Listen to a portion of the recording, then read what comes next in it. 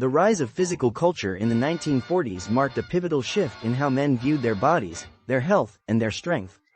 What began as a movement focused on physical improvement quickly turned into a post-war phenomenon that redefined masculinity, health, and discipline. Innovators during this time not only reshaped physical fitness but harnessed the power of media to spread their ideas to men across the globe. These pioneers were the influencers of their day, though the term had yet to exist, using magazines, books, and film to promote their ideals and inspire action. The physical culture movement had been brewing since the late 19th century, with figures like Eugen Sandow popularizing bodybuilding as an art form and spectacle. However, it was during the 1940s, particularly with the demands of World War II, that physical fitness became a matter of national importance. The war required soldiers to endure immense physical strain, and governments emphasized the need for strong, healthy men to fight and win. Physical culture found new relevance, with men drawn to strength and conditioning programs that would prepare them for the battlefield. These programs were disseminated not just in military training camps but through media outlets that reached civilians and servicemen alike. Figures like Charles Atlas rose to prominence during this era. Known for his dynamic tension method, Atlas tapped into the desire for physical transformation, particularly among young men who wanted to shed weakness and cultivate strength. Through advertisements in magazines like Popular Mechanics and Boy's Life, Atlas promoted the ideal of the self-made strongman, something deeply resonant in a society emerging from economic depression and thrown into global conflict. His infamous 97-pound weakling comic strip ad became one of the most iconic marketing campaigns of the 20th century, showing how weakness could be overcome with the right regimen. It wasn't just a fitness program, it was a promise of empowerment and respect. Alongside Atlas, Joe Weider began to establish himself as one of the most influential figures in the development of post-war physical culture. Weider, a Canadian entrepreneur and fitness enthusiast, understood that the media could serve as a powerful tool for shaping ideals of health and masculinity. In 1940, Weider launched Your Physique, a magazine dedicated to bodybuilding and strength training.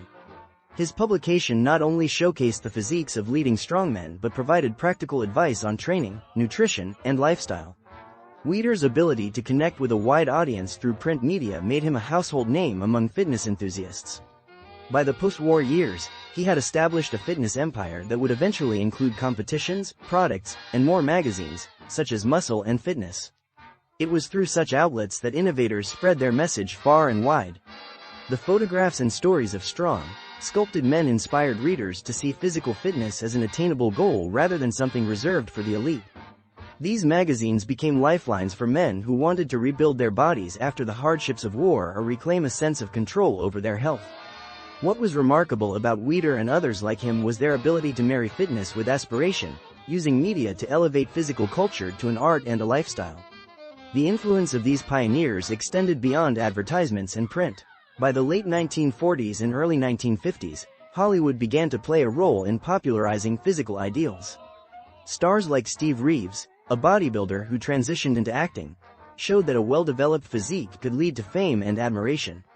Reeves' appearance in films like Hercules cemented him as an international icon and brought bodybuilding to mainstream audiences. The visual impact of his body on screen reinforced the importance of strength, discipline, and aesthetics, further embedding physical culture into popular consciousness. In the post-war years, returning soldiers also played a critical role in proliferating physical culture. Having experienced the necessity of physical fitness during the war, many veterans brought those ideals back home, influencing communities and younger generations. They took up strength training and conditioning as a means of maintaining their vitality and warding off the physical decline often associated with aging. Gym culture, still in its infancy during the war, began to grow as men sought spaces dedicated to training. Local fitness clubs and garages turned into communal hubs where physical improvement was not only encouraged but celebrated. The media-driven success of physical culture pioneers created a ripple effect that fundamentally changed men's lives. Men were no longer merely laborers or soldiers, they were encouraged to be sculptors of their own bodies. Strength became a virtue not just for survival but as a symbol of control, confidence, and personal strength.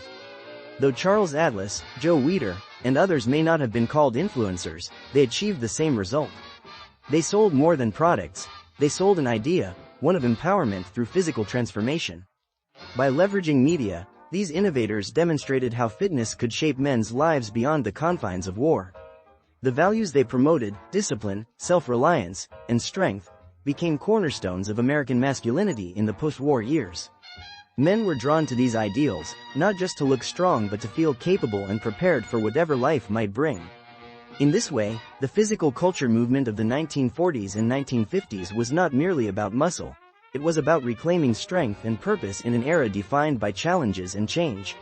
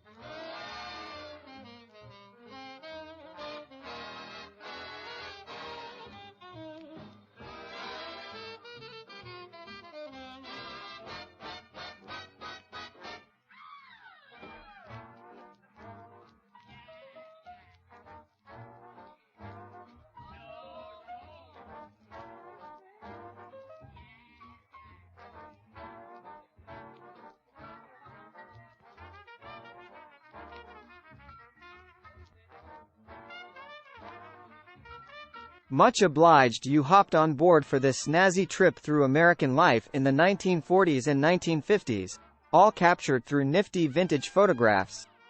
If this flick's got your motor running, don't be a square. Click on that jolly bucket of bolts to subscribe to the channel for more top drawer content just like this.